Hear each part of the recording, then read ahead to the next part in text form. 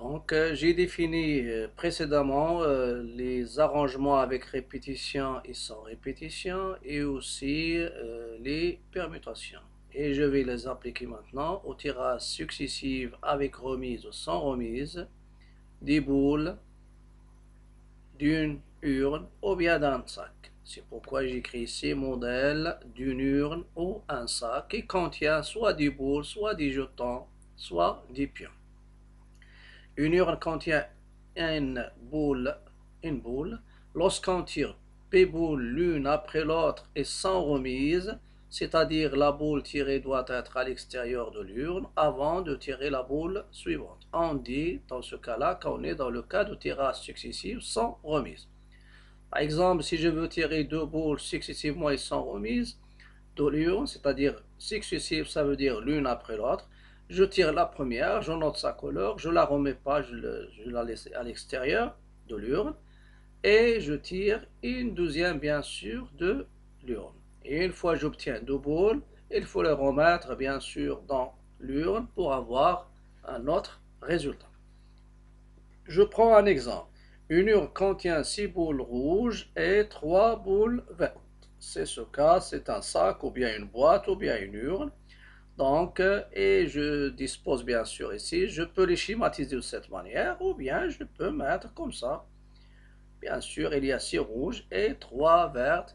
Et ces boules, bien sûr, sont indiscernables au toucher, ça veut dire on ne peut pas les distinguer par le toucher. Quelle est l'expérience? Normalement, soit ça, lorsque je veux avoir des résultats, il faut avoir une expérience. L'expérience, c'est quoi? C'est de tirer successivement et sans remise deux boules de l'urne. Ça veut dire le résultat, c'est quoi? C'est obtenir deux boules successivement, ça veut dire l'une après l'autre, mais sans remise. Ça veut dire la première, elle est tirée par mes 9, mais la deuxième, ça sera tiré par mes 8, parce qu'il faut retrancher une qui était déjà tirée dans le premier tirage. Donc je reviens à ce qu'il est question de donner, quel est le nombre de tirages possibles, c'est-à-dire tous les tirages possibles. Petit 2, quel est le nombre de tirages tels que les deux boules sont vertes. Donc toujours, il faut schématiser bien sûr la boîte ou bien le sac ou bien l'urne et la constitution, c'est-à-dire des boules ou bien des jetons ou bien autre chose. Après, il faut signaler l'expérience. On tire successivement et sans remise deux boules de l'urne. Donc pour moi, chaque tirage c'est quoi? C'est un arrangement sans répétition de deux boules parmi 9. Parmi 9. Donc le contexte ici, je vais utiliser les arrangements sans répétition.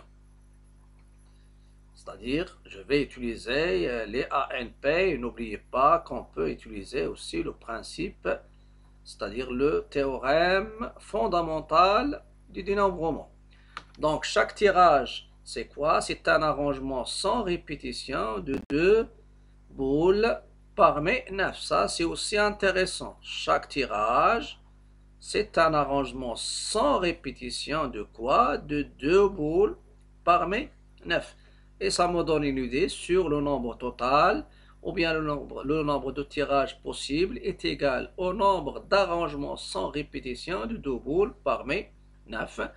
Et dans ce cas-là, quel est son nombre? C'est quoi? C'est A2, 9, qui est égal le nombre d'arrangements de 2 parmi 9, c'est A2, 9, c'est 9 fois 7 et c'est 72 tirages possibles.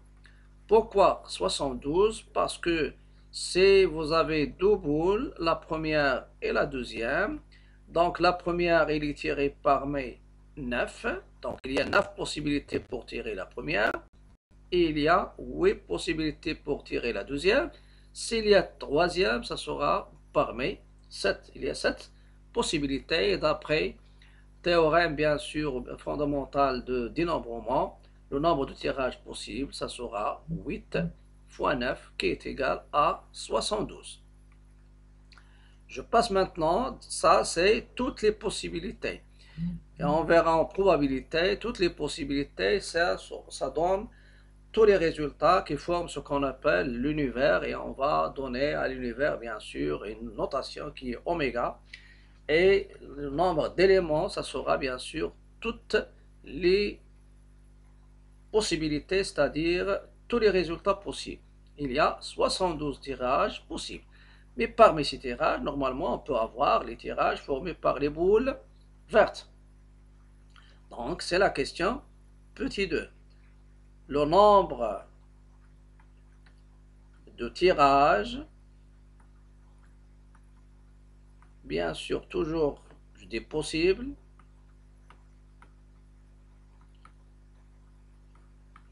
qui est formé de deux boules vertes. Deux boules vertes est égal. Elle est égale, bien sûr, au nombre. Vous avez deux boules vertes. C'est le nombre d'arrangements. Elle est égale normalement. Ici, j'utilise 2. Mais deux boules vertes, qu'est-ce que ça veut dire deux boules vertes? Ça veut dire vous avez verte. La première verte, bien sûr, ça sera parmi combien de verts? Il y a 3 verts. Donc la première, ça sera parmi 3.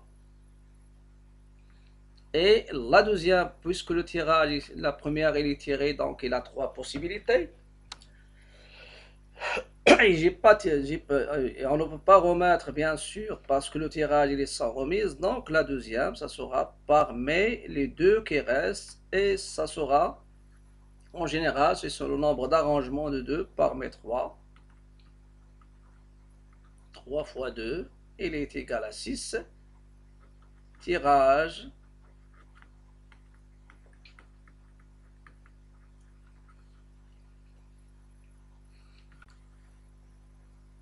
Je passe maintenant à l'exercice 2. Une urne contient 6 boules rouges et 3 vertes, c'est-à-dire même urne.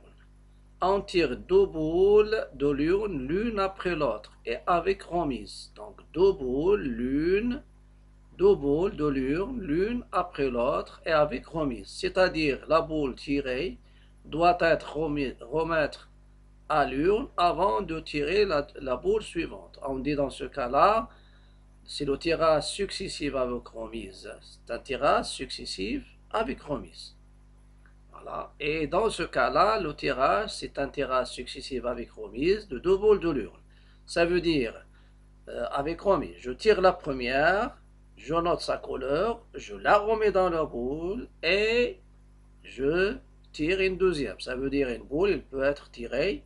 Si vous avez le tirage uniquement de 2, donc il peut être tiré 2 fois. Si vous avez 3, il peut être tiré 3 fois.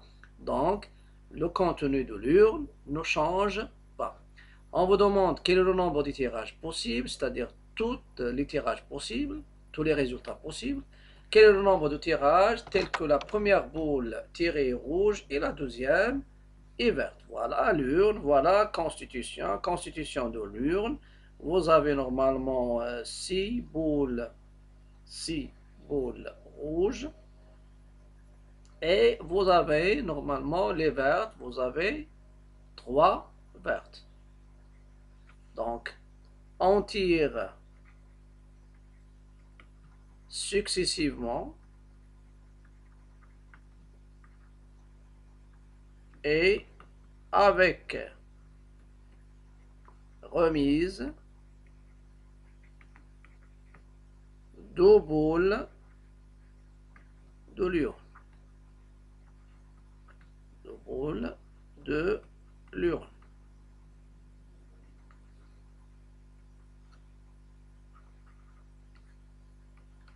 Deux boules de l'urne. Donc, chaque tirage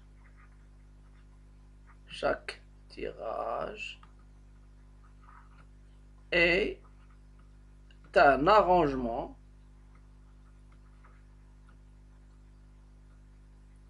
avec répétition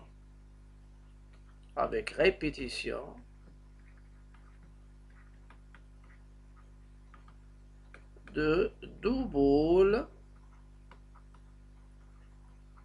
parmi de 2 boules parmi 9 boules. Le total. 2. La question petit 1. Le nombre de tirages possibles.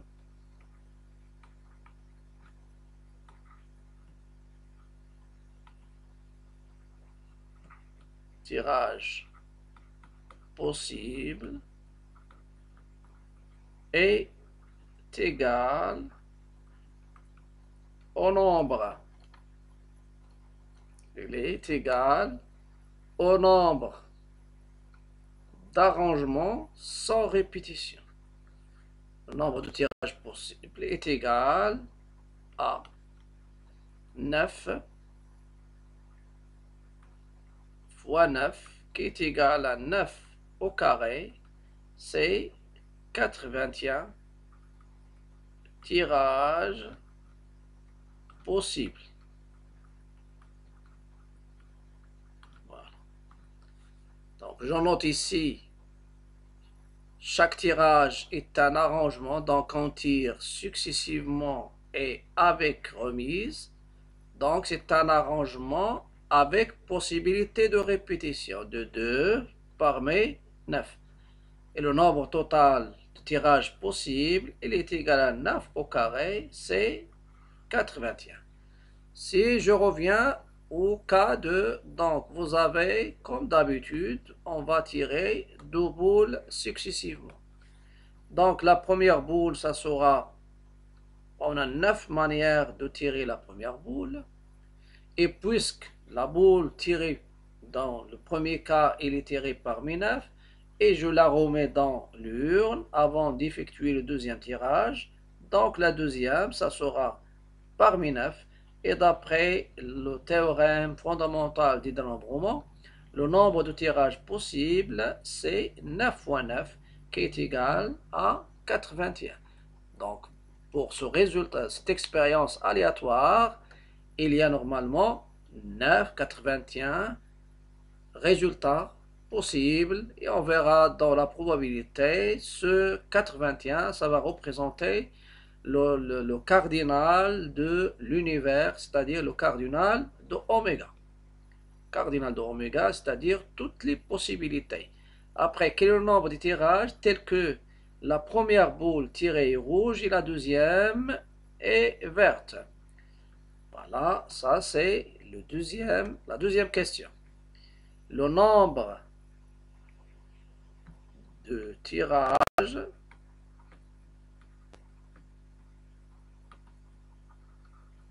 parle toujours des possibles.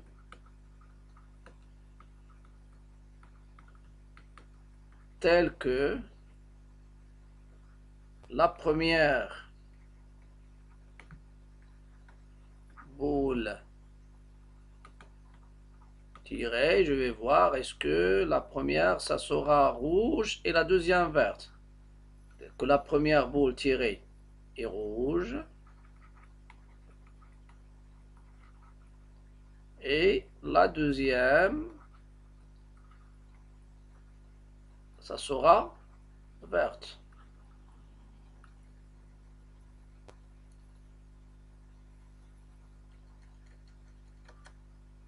Verte, donc c'est-à-dire on peut avoir ce cas-là.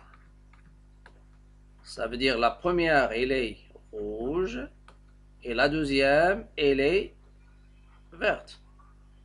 On va essayer de voir d'après le principe du dénombrement. Donc, la première verte, la première rouge, ça sera parmi 9. La rouge, on la remet bien sûr dans la boîte, dans l'urne avant de tirer la deuxième. Et ça ne change pas, ça change, les rouges restent les mêmes, mais pour la boule verte, normalement, pour les vertes, ça ne change rien, ça reste bien sûr 3 vertes. Donc il y a 9 manières possibles, 3 manières possibles de tirer la verte. Donc dans ce cas-là, le nombre de tirages possible, c'est-à-dire est égal à 9, il est égal à 9 fois 3. 9 fois 3, normalement c'est 27 tirages possibles. Voilà, c'est 27. Donc c'est 9. C'est 9 fois 3. 9 fois 3, c'est 9 fois 3, bien sûr, c'est 27 tirages possibles. Donc le nombre de tirages possibles, ça c'est d'après théorème fondamental des dénombrements. Et vous pouvez utiliser même j'ai déjà dit que vous pouvez utiliser les ANP, ou bien c'est A1 ou 1 fois 9. La première c'est parmi 9, la deuxième c'est parmi 3, et c'est 9 fois 3, elle est égale 21. Et comme remarque, vous avez normalement A1N, le nombre d'arrangements sans répétition, ça c'est à retenir, surtout pour les calculs. Si je prends A1N, c'est N. Et si je prends ANN, c'est factoriel N. Et A0N, bien sûr, c'est 0. Donc, ce sont les propriétés des arrangements.